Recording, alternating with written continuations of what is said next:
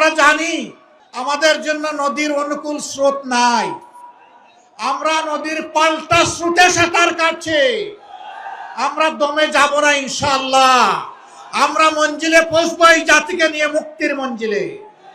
আমি পরিষ্কার বলেছি অনেকগুলা জনসভায়, জামাতে ইসলামী এই জোটের সবচেয়ে বড় দল, কিন্তু আমরা কোনো দলীয় সরকার কায়েম করতে চাই না, আমরা কোনো পরিবার এবং গোষ্ঠীতন্ত্র কায়েম করতে চাই না, আমরা বাংলাদেশ জামাতে ইসলামের বিজয় চাই না, আমরা চাই 18 কোটি মানুষের বিজয়।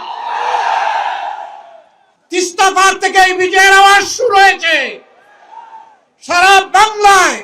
আলহামদুলিল্লাহ, এখন মুক্তির পক্ষে গণজোয়ার শুরু হয়েছে।